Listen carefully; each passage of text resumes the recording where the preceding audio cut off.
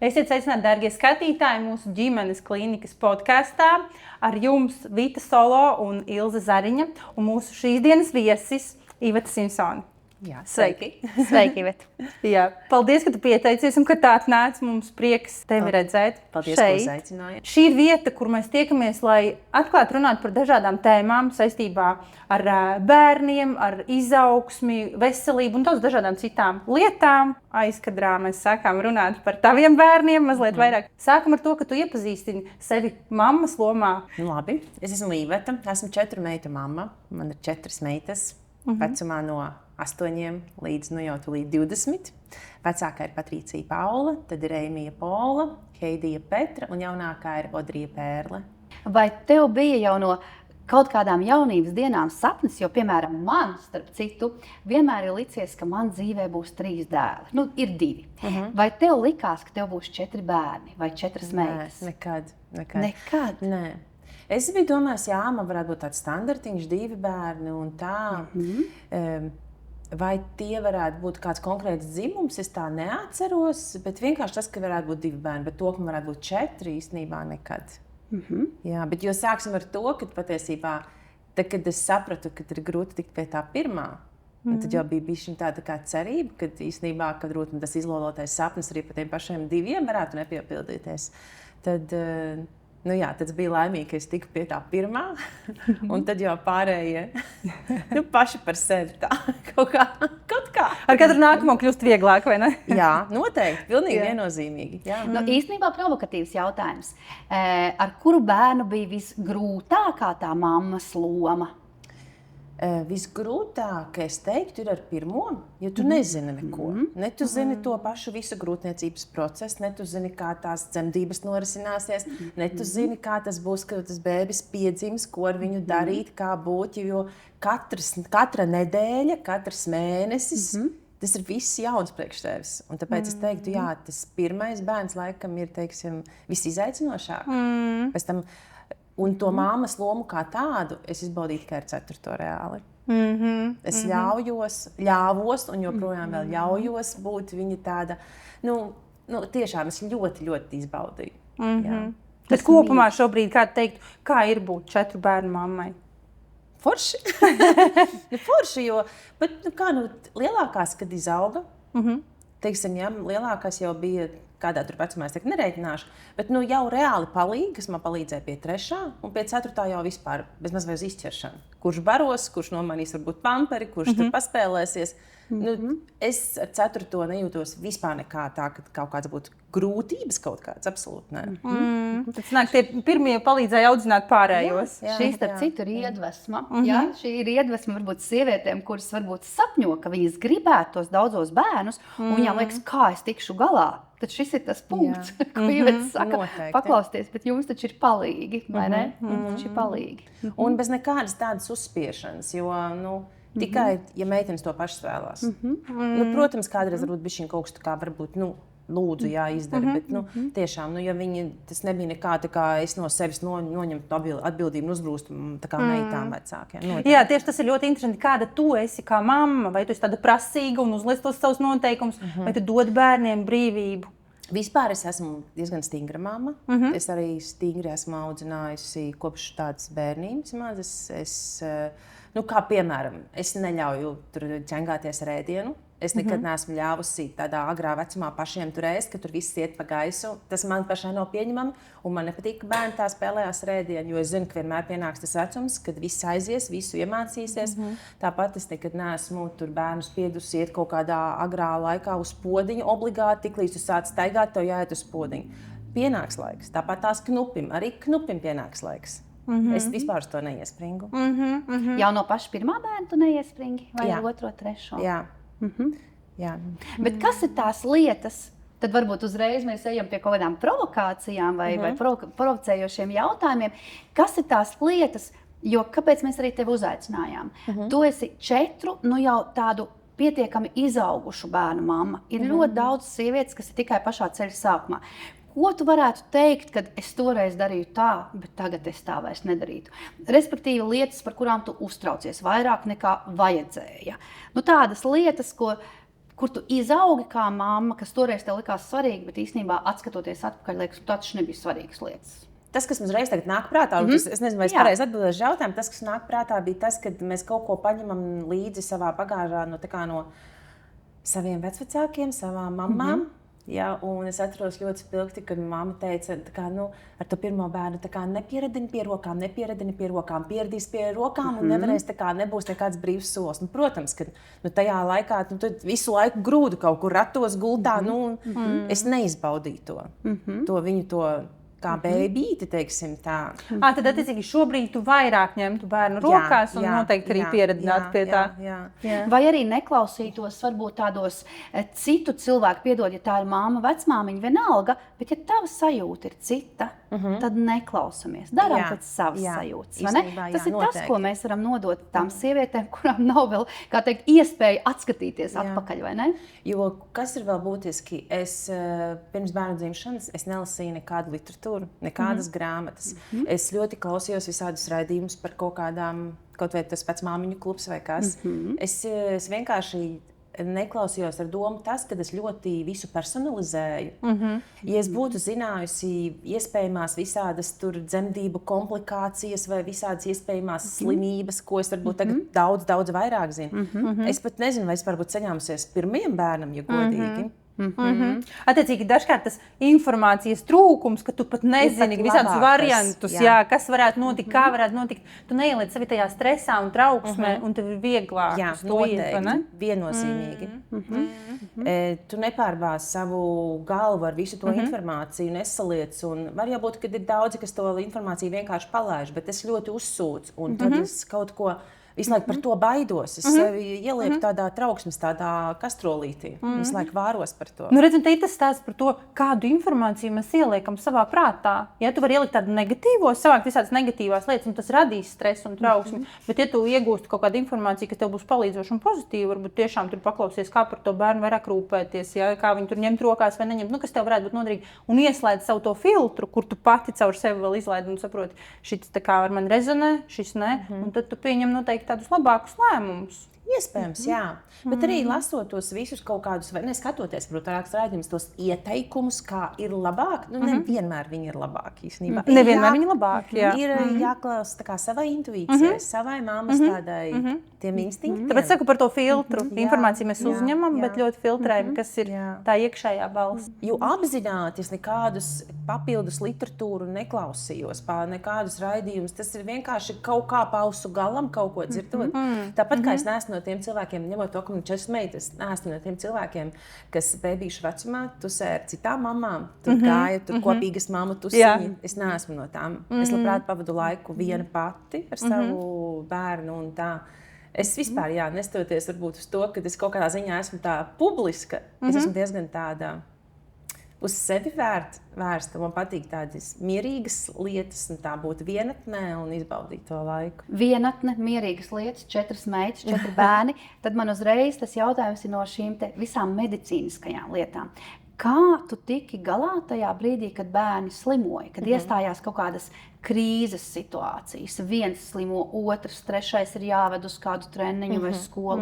Kā tu tiki galā ar to? Slimošana, es atceros to periodu, bija kaut kāda atsevišķa tādi ilgāka laika perioda, kad es tiešām kritu tādā izmisumā, ka tur it īpaši man Heidija vienu brīdi dikti slimoja ar bronhītu un vidusceļas iekaisumu, un līdz ar to mēs aizgājām līdz tai operācijai. Es nemācēšu visu tur tā tehniski, viņa lika iekšā tās trubiņas, jā. Un bija rītīgi ņemšanās, atceros, tas bija, un tad droši vien man bija arī iekšēji kaut kāda tāda kā depresija, kad, vienkārši viss kaut kas kopā. Man bija diezgan traki. Es ļoti, es daudz raudāju, es atceros, bet es kaut kādā brīdī sāku pieņemt to, ka bērni slimo, un tas ir normāli, un tam ir jātiek pāri kaut kādā brīdī. Bet nevienmēr vecākiem to ir viegli pieņemt, jo ir jau kaut kāda ideja, ilūzija par to, kā tas viss būs, bet tad, kad tu nonāc reālajā situācijā... Visgrūtāk ir tad, kad viņi ir tik maziņi, ka viņi to nevar pateikt, kas viņiem sāp vai kas viņiem ir. Tad ir vissarežģītāk, jā. Un tad ir kaut kāds brīdis, tu kā kaut ko iedod paēst, un viss, un tas bērns sāk kaut ko rīstīties un nesaprot, kas notiek. Un man viss rokas trīc un viss augsts sviedri tek, es nezinu, ko man darīt.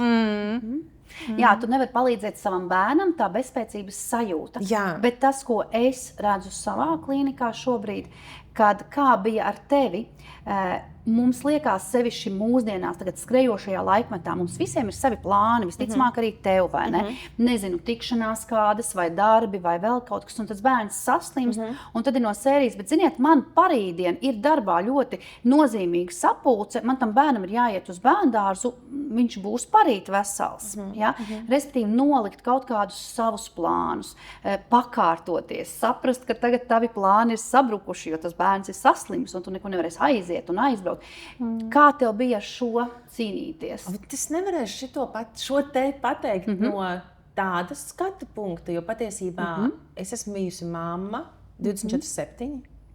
Es neesmu paralēli, teiksim, tā strādājusi algotu darbu, jo tas bija mans sapnis, un es gribēju būt mamma klātesoša visu laiku. Jo varbūt, kad manā bērnībā tas varbūt kaut kādā ziņā man pietrūka, un es gribēju tā kā būt savādāka mamma saviem bērniem. Bet es jau to piepildīju sev, tā kā priekš sevis, jo manas meitenes jau to nesaprot. Es ar viņām visu laiku esmu kopā. Nu, viņām tā ir norma, viņas tas ir vienīgais, ko viņas ir redzējušas. Un tas ir tas, ko vienkārši es piepildu. Tā kā no savām atmiņām, un es gribēju iedot to savām meitām. Tas ir tavs apzināts lēmums. Jā, noteikti. Būt mājās un būt mammai. Bet, ja man ir bijis kaut kur jābūt, man vienmēr ir bijuši palīdzīgas, teiksim, rokas. Armands ir daudz, teiksim, ļoti izpalīdzīgs bijis, kad meitenes bija maziņas. Ja? Armandam māsa daudz ir palīdzējusi. Mana mamma vienmēr ir bijusi tāda klātesoša, kad ir nepieciešama palīdzība. Tā kā es nevaru ir atrast risinājumu. Un tavā situācijā tas nebija, teiksim, tāds, kā teikt, situācija, kas tev izsit no līdzsvara. Jo tas, ko es jaunajiem vecākiem, es arī bērndārzos lasu lekcijas, šiem te vecākiem par šīm te bērnu biežajām slimošanām, es tiešām viņiem stāstu, ka tas ir tiešām nosacīts dzīves posms, kad bērni slimo, viņi neslimos mūžīgi. Un neviens 1., 2. klasē neslimo, vai ne? Katru otro nedēļu, un viņiem ir jāsaprot, ka tas ir limitēts, un ja nav šī atbalsta komanda, tad viņi ir jāatrod. Lai tiešām jūs paši esat mierīgāki, lai tas neizsit no dzīves līdzsvara, ja ir forši, kad ir atbalsta komanda, bet ja nav, tad viņi ir jāatrod, jo nav variantu. Un zini, ko te es gribu pajautāt uzreiz, par ko es domāju? Noteikti, kad es piekrītu tam, ko tu saki, bet ar ko sastopās mammas, cik viegli tev bija uzticēties šiem citiem cilvēkiem. Ja? Gan tātad bērnu tēvam, gan mammai, vecmammai, māsai vai vēl kādam citam tur auklītē vai kam, jo ļoti bieži tas nav nemaz tik vienkārši, kā gribētos. Nē, pilnīgi mierīgi. Jā, viennozīmīgi. Tas man nebija nekāds. Man bija galvenais uzticamā persona daktars. Es nelasīju nekādus internetus, neuzstādīju nekādas tās diagnozes. Ja? Ja man bija nepieciešams, man bija kontakts ar daktari, kaut vai telefonisks, vai es braucu, ja tā bija brīvdiena, tad mēs braucām turpat uz bērnu slimnīcu. Man galvenais vajadzēja saprast, kas ar bērnu notiek, lai esmu drošībā. Teiksim tā. Lai mans bērns un es, teiksim, ar viņu esmu drošībā. Ja? Bet tā man nebija problēma. Ja? Kurš vecuma posms, ja mēs tagad tā finalizējam varbūt to sarunu par tiem bērniem un par un ap bērniem, kurš vecuma posms tev kā cilvēkam, kā mammai likās, tagad man ar šito jātiek galā, man ir pašai jāizaug kaut kā personībai, lai spēju pieņemt, es nezinu, pusaudzi, vai lai spēju pieņemt 3-gadnieku, kas vienkārši krīt gar zemi. Kurš tev kā cilvēkam bija tāds vecuma posms, kas tev tā kā deva tādu tavu izaugsmi? Deva manu izaugsmi? Vai kas man bija grūti? Kas tev bija grūti? Kur tu tā kā, kur tu dabūji nolikt sevi maliņā? Sākumā es pat neteiktu, ka man bija grūti, bet man likās, ka tas bebīšu vecums vilksies ilgi, teiksim tā. Un es baidījos no tā, ka es tagad būšu šausmīgi sasiet ar to bērnu, ka es neko nevarēšu pati darīt. Es jau gribēju tomēr to laiku sev, kā tev arī vienatnē patīk pabūt. Jā. Bet tev izdevās? Man noteikti izdevās, jā, bet tās bija tās pirmās grūtības. Protams, jā, tie tīņu vecums, jā, tas ir tāds. Jo man personīgi daudz grūtāk, tagad atskatoties atpakaļ, bija panest to 2-gadnieku, 3-gadnieku, ka viņš kliedz, ka viņš niķojās un bez jēgas un sajēgas, nekā, piemēram, pusaudžu vecumu. Tu saki, ka pusaudžu vecums ir tas, kas tev tomēr ir grūtāk. Kur tu audzi līdzi? Pateikšu. es nesaprotu, kā tas ir, ka bērns tur ķerts un histēriski kliedz un krīt gar zemi. Manā pieredzē tā nav. Un es nesaprotu, no kā tas ir atkarīgs. Es varēju vienu bērnu ar bērniem mierīgi iet uz veikalu. Man neviens nekrīt gar zemi, neķērts, ka es kaut ko nenopērku. Vai nu tā tiešām viņi zināja, ka esmu stingra, un viņi zināja, ka es neko nepirkšu. Nu, kaut kādā ziņā man 4 bērnu pieredzē nav bijis tā, kāds krīt un ķērts, tādā bezjēgā. Bet man uzreiz gribās arī pieķerties un pajautāt, kas tad ir tajā pusauģu vecumā tas izaicinošākais? Tas, ka tu saproti, ka tas bērns sevi pats nesaprot, kas ar viņu notiek. Ir sāpīgi vienkārši skatīties uz to. Tas bērns ir bijis tāds mīļš un uci-puci un mazā podziņa un tā. Un tad pienāk tas brīdis, kad no rīta piecelies, viss ir slikti, nerunā ar mani. Jā. Un es saprotu, es nevaru tur klupt virsū, kas ir taču rīt, saņemies. Es saprotu, ka tas ir pārējošs vecums. Kurai meitenei izteiksmīgāk, kurai mazāk izteiksmīga. Bet atšķirīgi tomēr. Bet ir atšķirīgi, noteikti atšķirīgi, jā. Bet, ja 4. reize ir 4. bērns, ar kuru jāiet cauri kaut kādai pusaudzībai, tad jau tu jūties arī, vai ne, tā stabilāk. Es zinu, ka tā būs. Es zinu, ka tas beigsies, vai ne? Ir tāda stabilāka sajūta. Jebkurš posms kaut kad sākās un kaut kad beidzās. Tā kā visam ir kaut kāds... Vai šobrīd tavā dzīvē, kad tie bērni ir paaugušies, ir kaut kāds tāds izaicinājums, ko tu jau saskati uz priekšu? Nezinu, meitenes sāks veidot savas ģimenes vai, nezinu, savi bērni. Vai tev ir kāda, tāda... Tā kā mums, ka bijām mēs tā kā mazu bērnu mammas, tā kā tu teici, ka man mūžīgi vilksies tas bēbīšu periods. Kāda ir tagad tāda galvenā baža tev par to? Es pat vairs nezinu, vai kaut kādas bažas šobrīd, jo meitenes ir kāda, es viņām atbalstu un viņas man atbalstu, un mēs esam tāda kopīga komanda, un man tikai ir prieks, ka viņas kaut ko jaunu atklāja, ka viņas iziet dzīvē, un es zinu, ka mamām ir grūti palaist savus bērnus.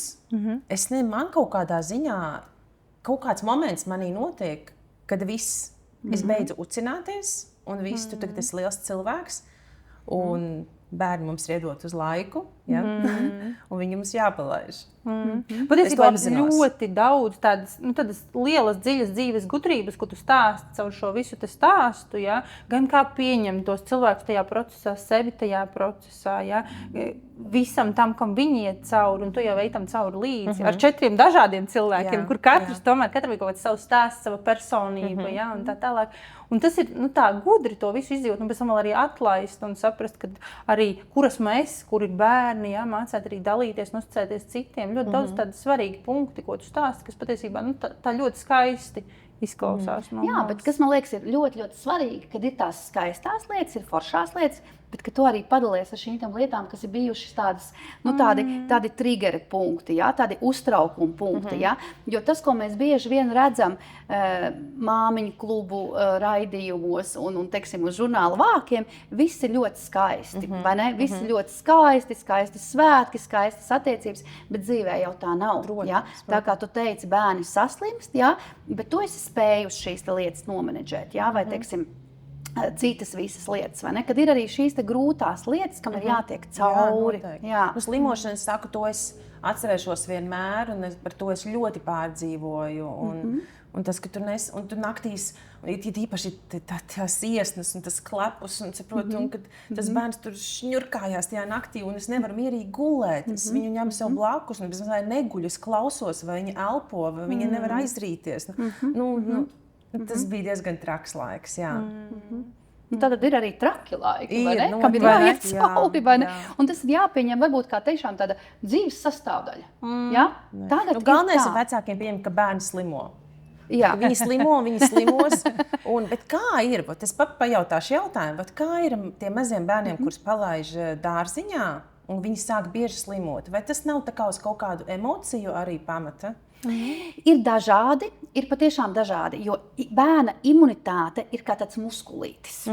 Viņš tiešām ir kā tāds muskulītis, kurš trenējās laika gaitā. Ja? Tas nenozīmē, ka mums apzināti vai gada vecumā, teiksim, tos bērnus inficēt ar vīrusiem, ja? Bet vienalga, a priori, viņš ir kā muskulītis, tas ir arī izskaidrojums, kāpēc 1. un 2. klasē tie bērni tik ļoti vairs neslimo. Ja? Ja tas ir pirmais bērns ģimenē, protams, viņš saskarsies ar vīrusa vidi tikai 3 gadu vecumā, piemēram. Ja? Bet, ja tas ir otrais, tad jau tas mazais zīdainīts, viņš jau saņem no māsām brāļiem, teiksim, kaut kādu veidu bacilus.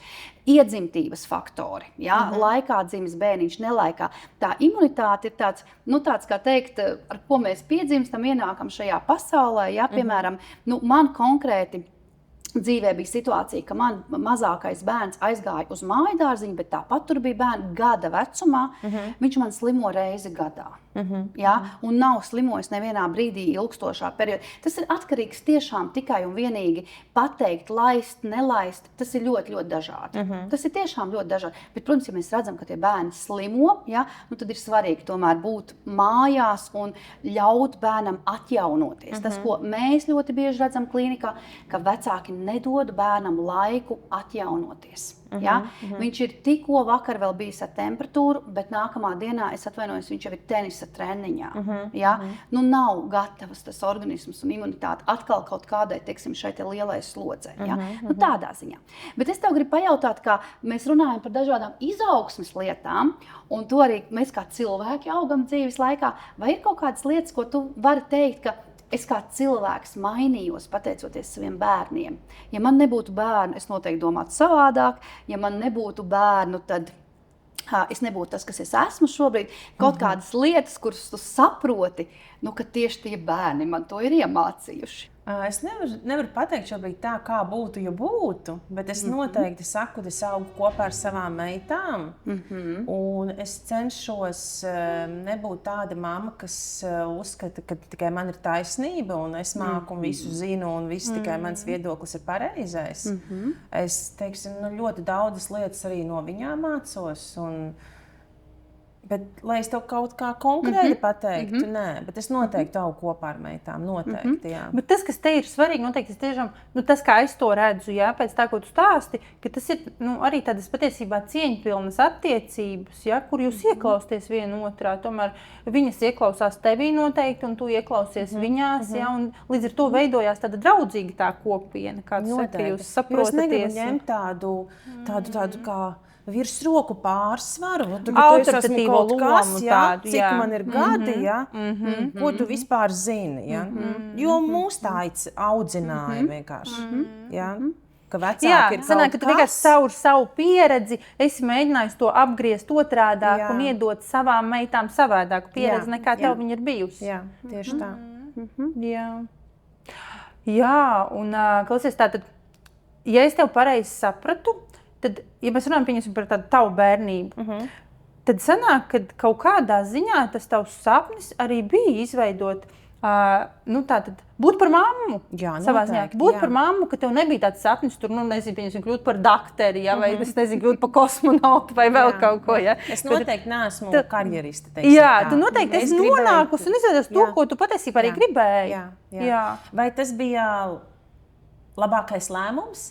It kā es teiktu jā, bet šobrīd es teiktu, ka tas kaut ko ir arī maksājis. Jā, noteikti. Jā.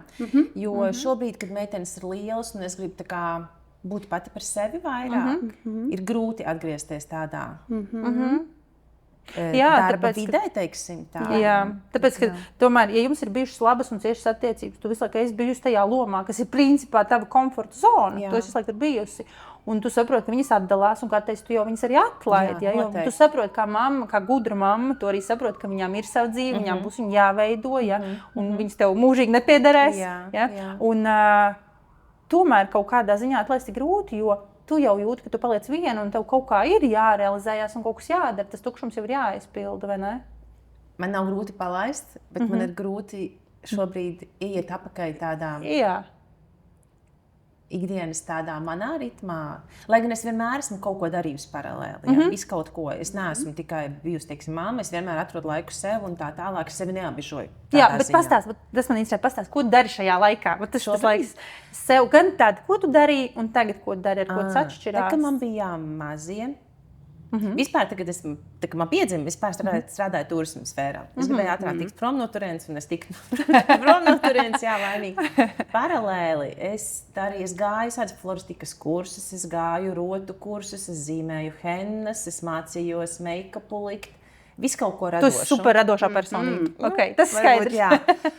Un ir lietas, kuras es joprojām turpinu. Un tagad, kad meitenes ir izaugušas, jā, es esmu paņēmusi tā kā savu kabinetiņu, kuras arī radoši izpaužos. Es tur veidoju polimēra apveidotas krūzītes.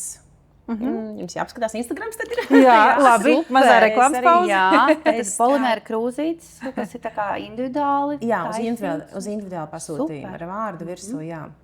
Iespēja robežās personalizēts, jā.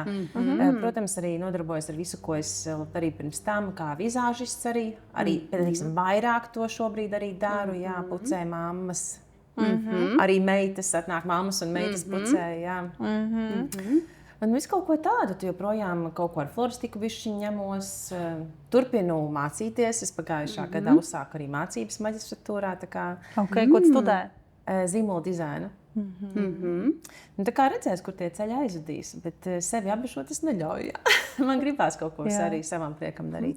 Bet es teikšu tā, tas nav drusciņi, tas nav mazliet, tās ir lielas lietas, ko tu dari. Jo to visu samanedžēt, es taisu krūzītes, man viņas vienlaicīgi arī ir jāpārdod, jāieliek Instagramā, sociālos tīklos, kā tu saki. Jā. Es pieņemu, ka tādam mazam uzņēmējam, ja mēs varētu teikt, mēs tev tiešām varētu nosaukt jau šobrīd par uzņēmēju. Jā. Jo šeit jau nav stāsts par lielumu. Jā. Kādreiz jau pat ir vieglāk, ka tev ir kaut kas liels, tev ir liela ražotne, un tad ir skaidrs, ka tev būs mārketinga cilvēks un vēl kaut kas, bet šobrīd es pieņemu arī, ka tu esi viena un tas viss jāsamanedžē. Jā, viens visā personā. Viens visā personā, plus vēl mācības, jā, plus vēl tomēr lieli bērni arī prasa savas rūpes, jā, tā nemaz nav, kad viņi izaug un viņiem neko nevajag, jā. Protams, tā jau it kā ir liela, bet jā, jo arī viņas ir pieradušas, ka tu esi pieejama. Jā, arī viņas ir pieradušas, jā. Un man jau arī gribās, ka viņas tā kā man prasa kaut ko, un kā es jūtos uzreiz noderīgs. Nu jā, gribās būt noderīgai. Mums arī kā ģimenes projekts bija 3 gadus pēc gads, mēs izdevām plānotāju ģimenei. Kā plānotājs, kā kalendārs. Mums tur bija iekļauts mūsu ģimenes populārākās receptes, tur bija vecākā meita zīmēja tur visādas zīmējumus iekšā, tur katru mēnesi bija interesanti. Jā. Nu, es visu laiku kaut ko izdomāju. Protams, man gribētos kaut kādus lielākus apjomus, bet varbūt, ka mēs to nevajag. Jā. Zinu, tu esi tāds radošs cilvēks, kurš principā tā dabiski ievieš to visu arī tā tad dzīvē, realizē, un tad tas viss dabiski arī aiziet tālāk. Nu, saprot, nav tā, ka tu ļoti aktīvi tur nodarbojies ar mārketingu, ar pārdošanu. Tu vienkārši rādi to, ko tas dara, to, ko tu dari, un tas viss iet tālāk. Pareizi. Tieši tāpat kā mēs ar tevi. Mēs vakar runājām par to, kad mēs ļaujamies, ja mums nav ambīcijas, ja, tur, nezinu, biznesa apjomu vai vēl kaut kas, bet darīt no sirds. Darīt lietas no sirds. Protams, ka es arī daudz no Instagram sadarbības veidoju tā, bet es nekad nesakoju līdz kaut kādiem tur algoritmiem, es citu tur ņemās, tur kaut ko parās.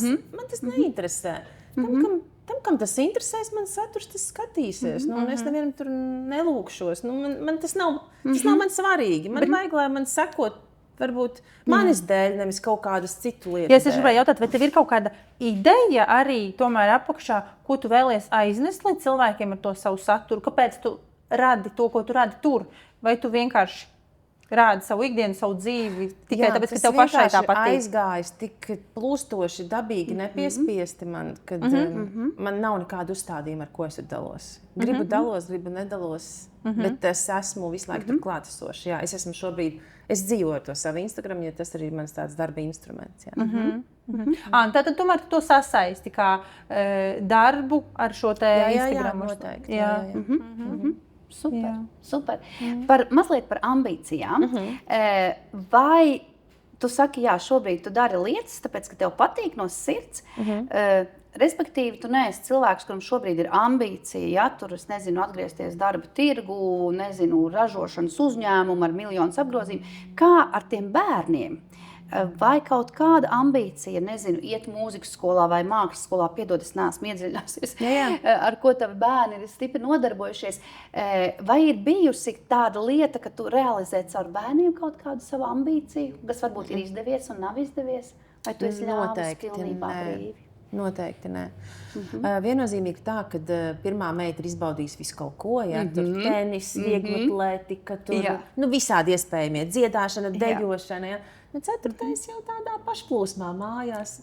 Ceturtais ir ļoti ar mani. Meitiņa. Viņa ir tik ļoti ar mani, bet es tā ar viņai baigi neuzbāžos. Tātad tas ir normāli, ja vecāki, kuriem ir pirmais bērns, šis ir tas, ko mēs varam nodot mūsu klausītājiem skatītājiem. Ja jūs skrienat un gribat, lai viņi nodarbojas ar visiem iespējamiem pulsiņiem, tas ir ok. Es domāju, ka tas noteikti ir ok. Vai ne? Bet viņa arī ir beigusi visvairāk, teiksim. Viņa ir beigusi oficiāli mākslas skolu, viņa tikko beidza volejbola skolu. Tādā ziņā es meitenēm pilnīgi ļauju vaļu, ko viņas vēlas darīt.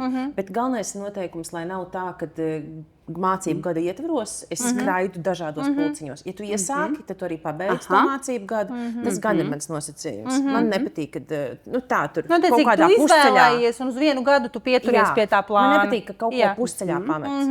Tad pabeidz, Bet tāda sava ambīcija spēlēt tur flautu vai čellu, jo kāpēc man nav dota droši vien, kad meita, es varu atzīties, ka ja man būtu meita, viņai nebūtu vispār nekādu variantu, viņai būtu bijis jāspēlē flautu. Tā es domāju, tad, kad es biju jauna. Tagad es tā nedomātu.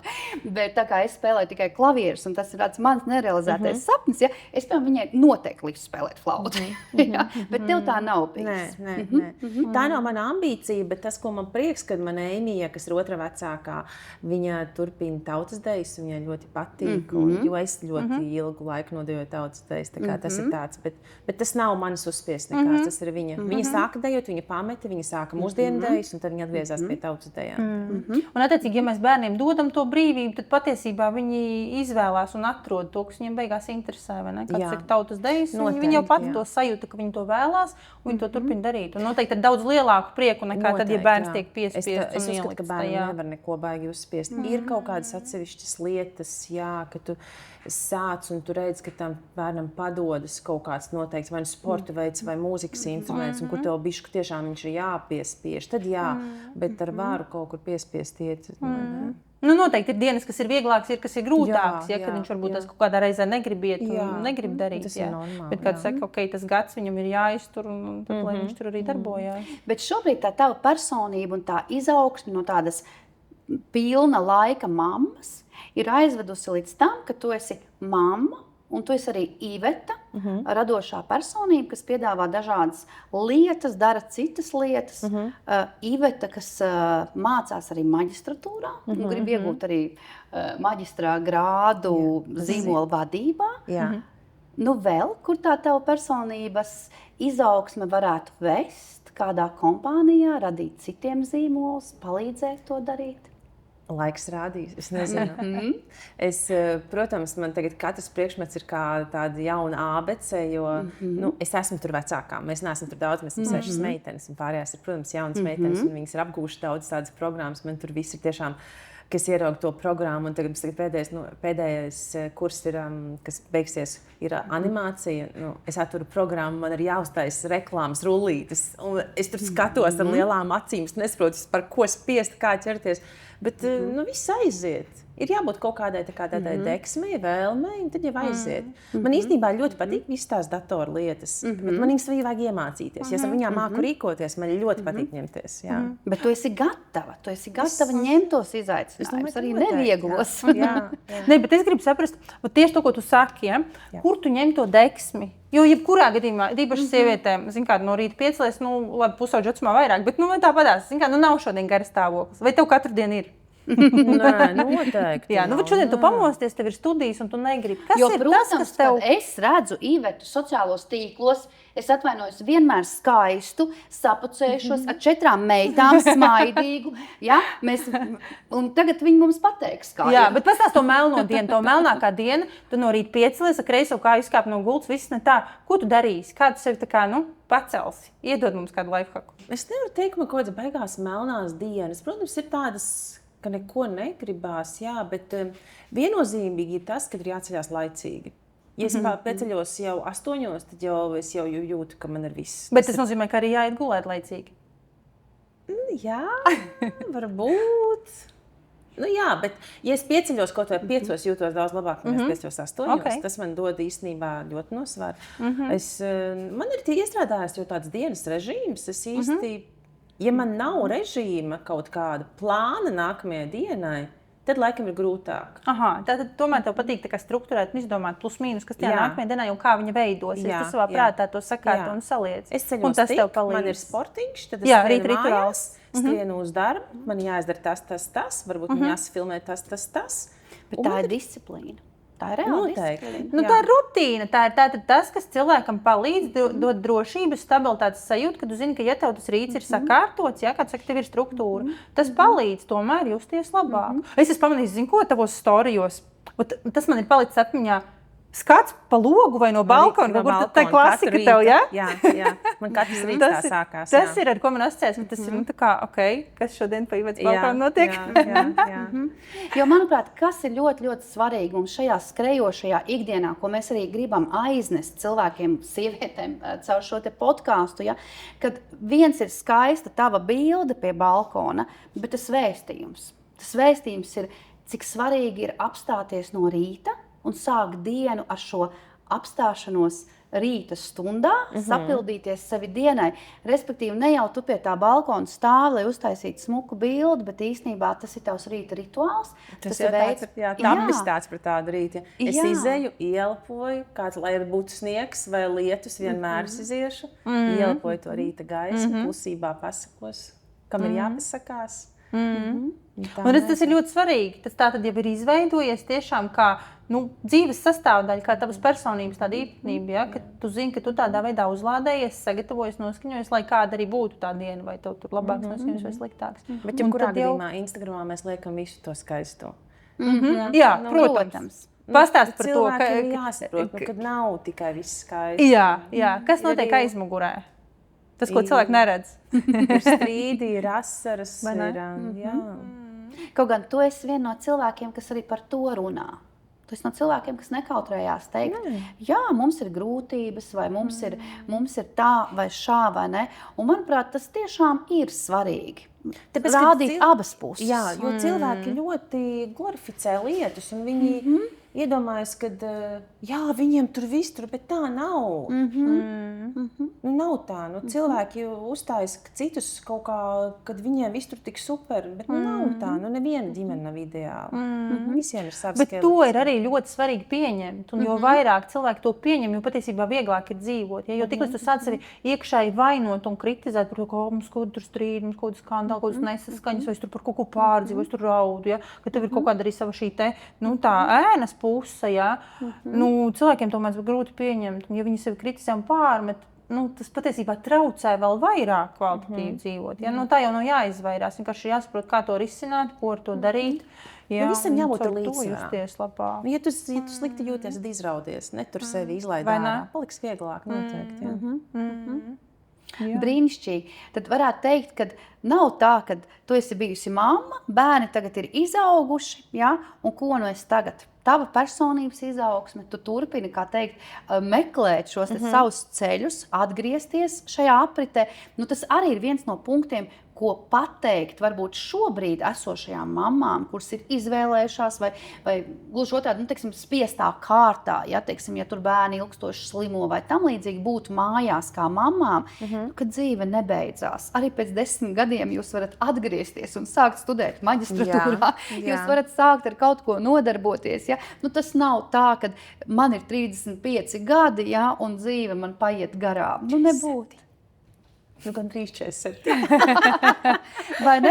Un var iestāties un studēt maģistratūrā, un to es arī, es tev uzdevu to provocējošo jautājumu, kur tad tu tālāk, kāda ir tava vīzija, ja? Un tu teici, laiks rādīs, kas tas aizies. Jā. Tu esi atvērta. Ir jāver tās durvis vaļā, ko tev dzīve piedāvā, ir jāmēģina. Es daudz vairāk saku jā dažādiem izaicinājumiem, piedāvājumiem, nekā kādreiz. Tu vairāk uzdrīksties. Jā, vairāk uzdrīkstos. Protams, izvērtēju, bet es vairāk saku jā. Es kādreiz ļoti atteicu visādas intervijas, tur kaut kādus rādījumus, bet daudz ko es atteicu. Kāpēc? Ja man bija bailes, man likās, ka kaut kas tur nesanāks, un tā, un es jau nesaku, arī tagad sanāk, bet... Bet kurš ir tas kritiķis? Bet ja Kurš tas kritiķis, kurš teiks, vai tas sanāca, vai to nesanāca? Pats mēs esam paši sevi kritizējam. Bet redz, tu teici, tu esi vecākā kursā, kur tu studē.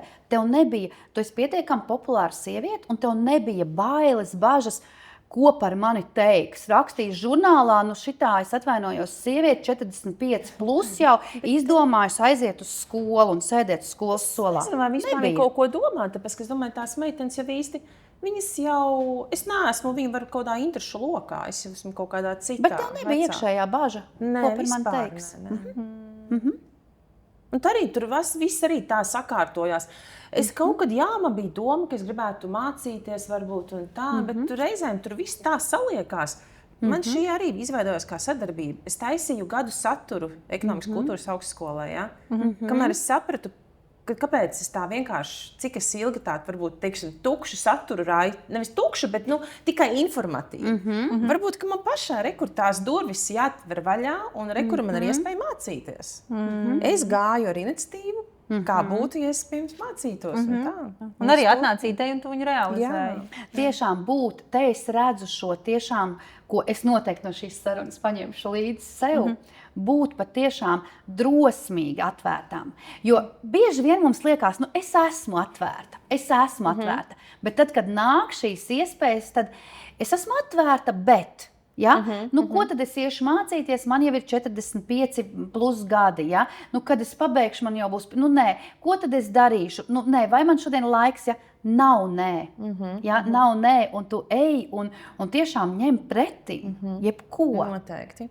Tā tas vienkārši ir. Citiem tie lielie dzīves vārti pavarās varbūt pēc 50. Un zinu, man šeit gribās pajautāt, es visu laiku domāju.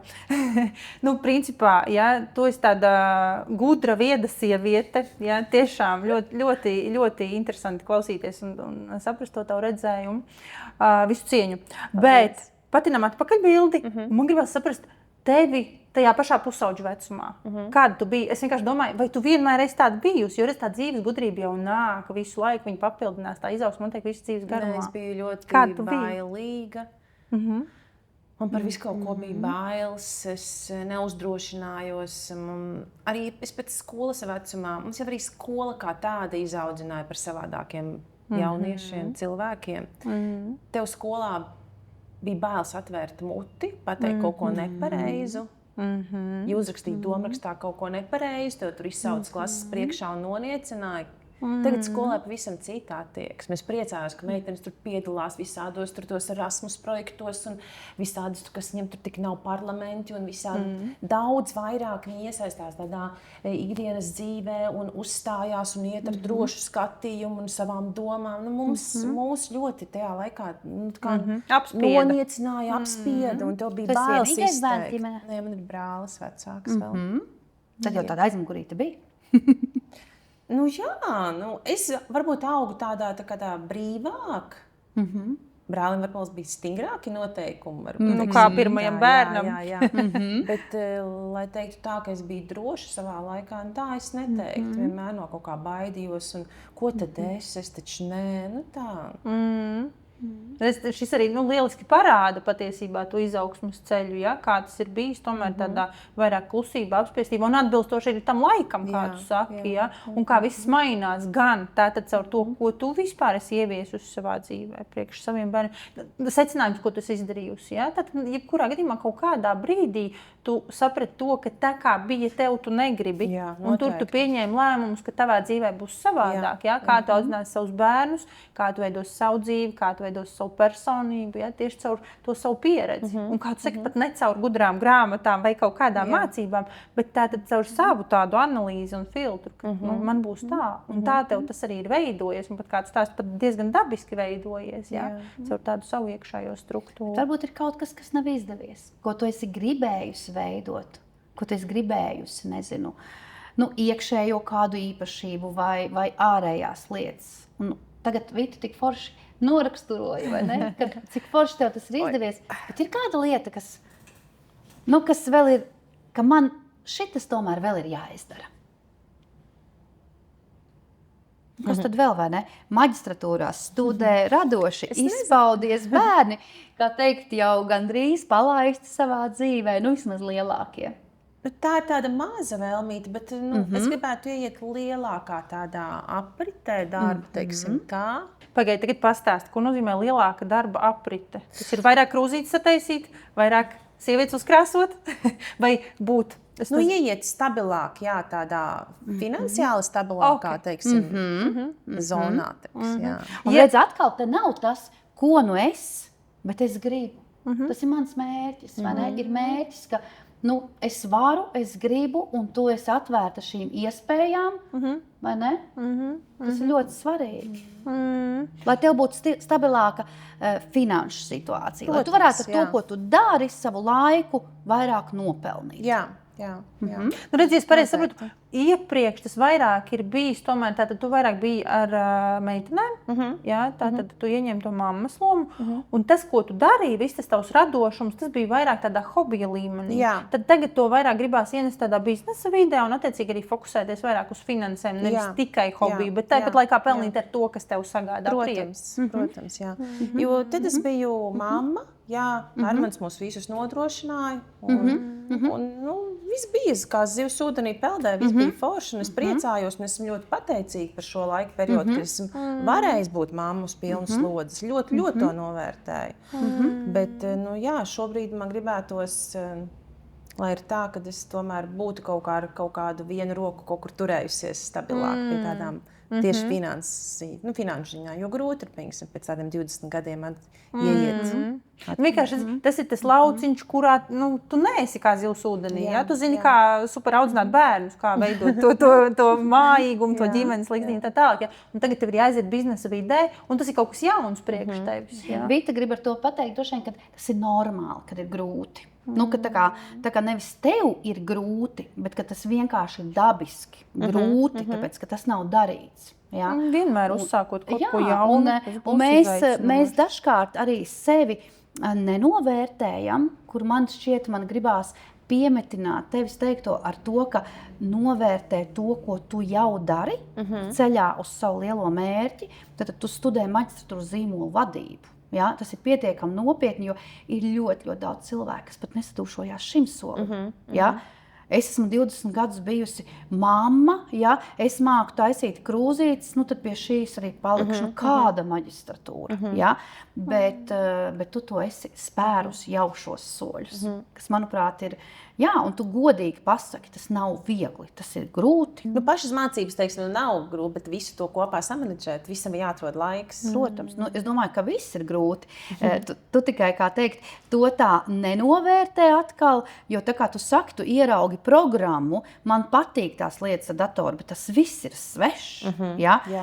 Un es domāju, ļoti daudz cilvēki nobītos un teiktu, nē. Es kaut kādā ziņā būtu nobijusies jau no pirmās tikšanās reizes, kad mums bija 1. septembris augstskolā. Katrs mēs stāstījām, ko mēs zinām un tā tālāk. Tad tās meitenes runāja, ko viņas tur māk, kaut kādas tur programmas. UX, UI, kas tas tāds ir? Kas tas ir pa zvēru? Kas tas ir? Pa ko jūs par runājat? Ja? Tu neaizbēgi? Es neaizbēgu. Bet kā tev ir mācīties? Tagad man arī gribās saprast. Tu esi tāda, kas tiešām cītīgi sēž un mācās un visu to iekaļ no galvas, vai tu arī šim procesam pieeji tā brīvi?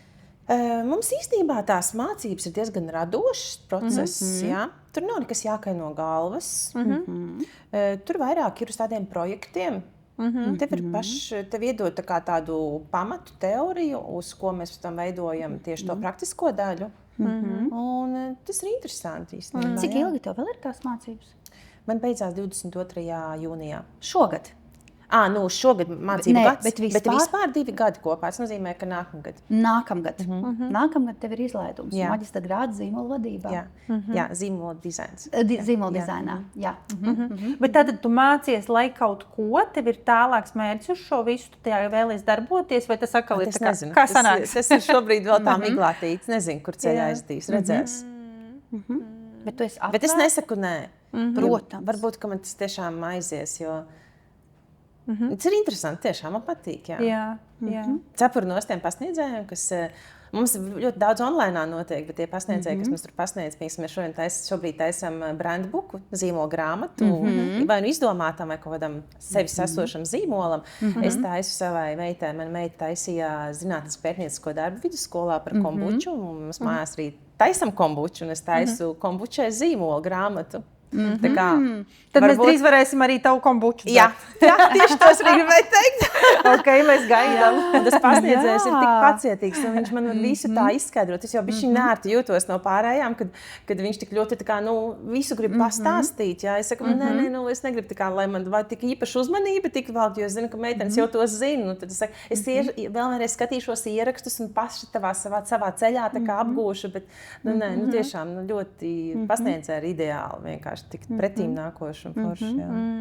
Bet labi, visā tajā mēs jau pieskārāmies tavai disciplīnai, mēs pieskārāmies rīta rituālam. Kas vēl ir tās lietas, kas tev dod enerģiju un spēku?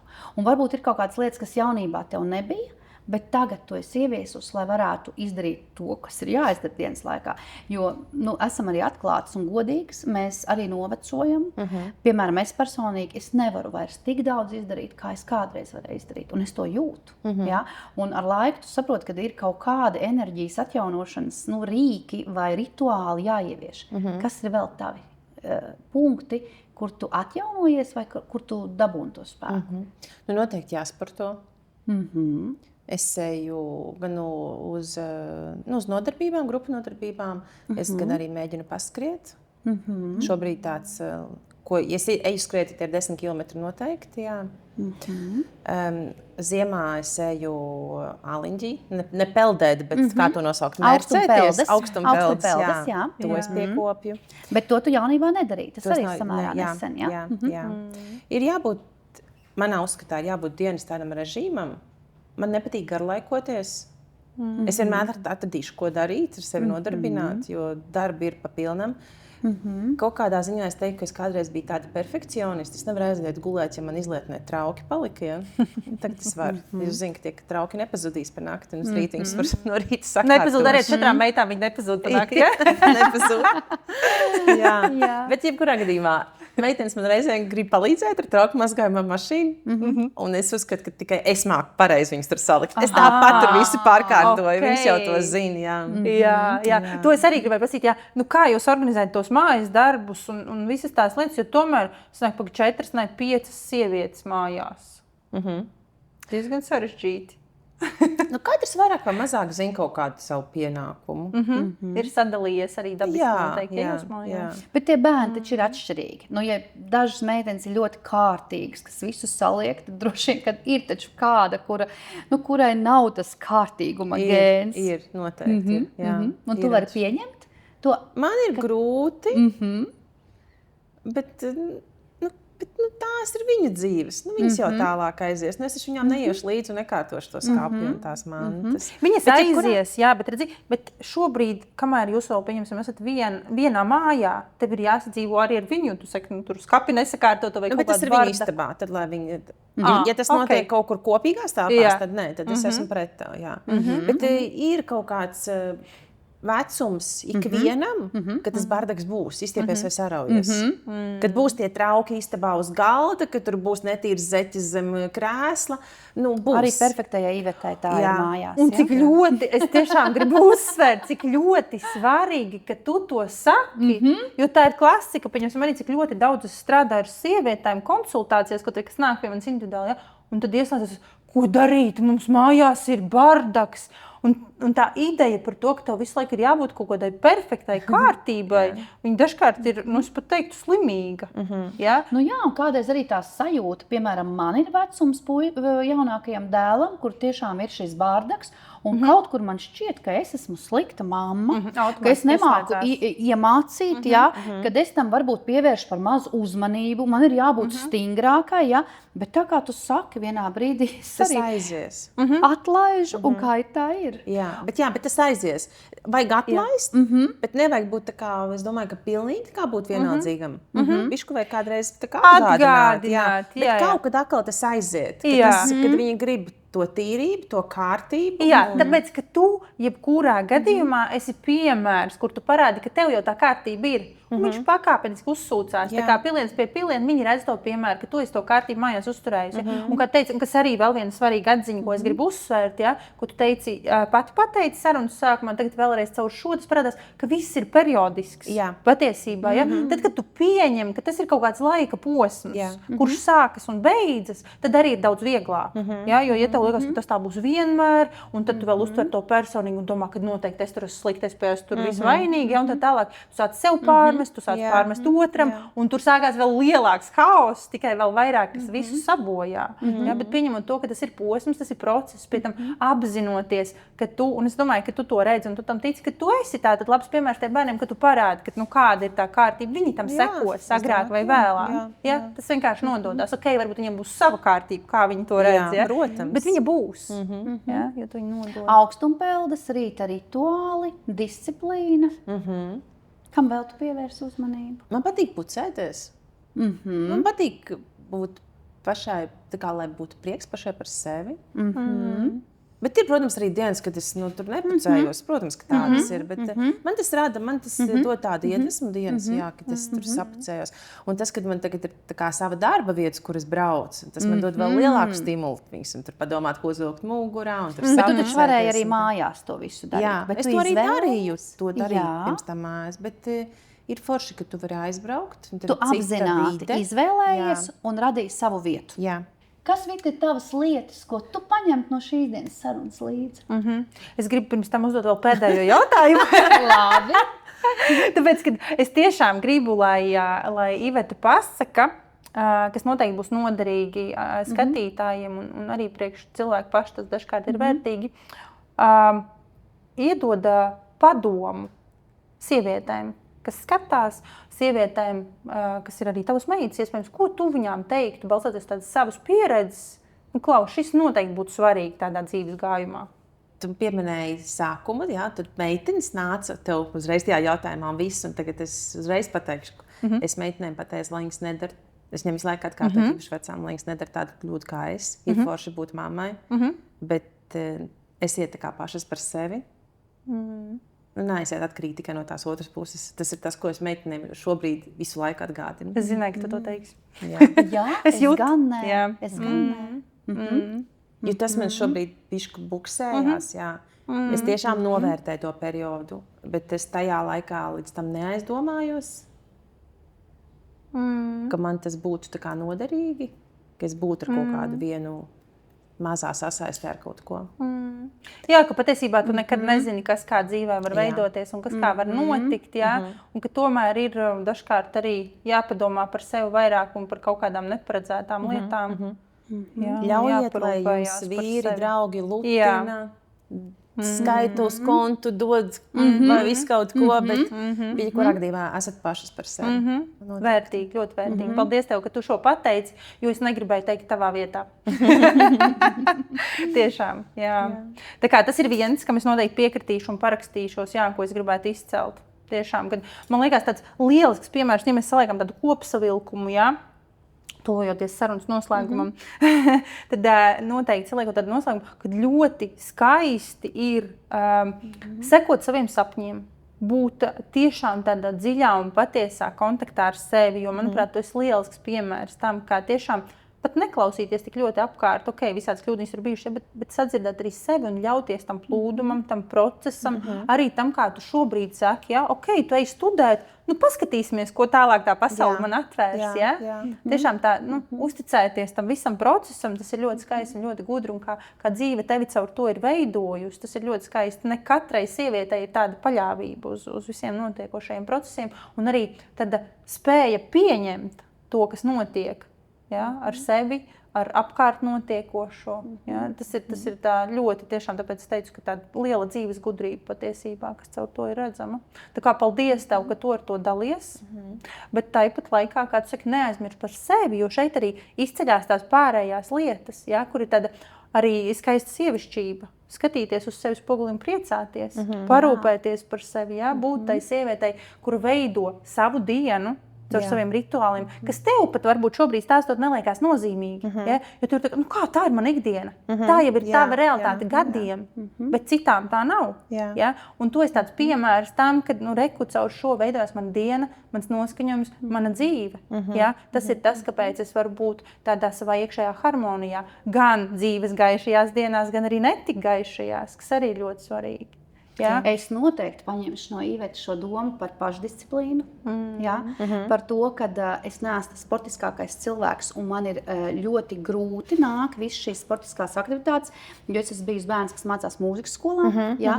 Un es redzu to iedvesmu, un tu mani iedvesmoji uz to, ka ir jābūt tai pašdisciplīnai.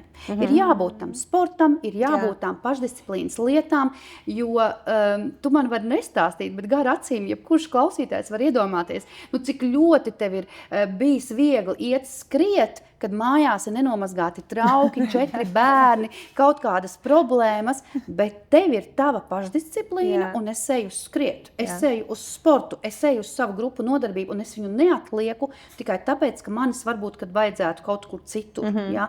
Tā kā paldies tev par šo manis iedvesmošanu, par disciplīnu, par pašdisciplīnu, par laiku sev veltīšanu, ja? Un es to noteikti paņemšu līdzi. Paldies! Paldies jums!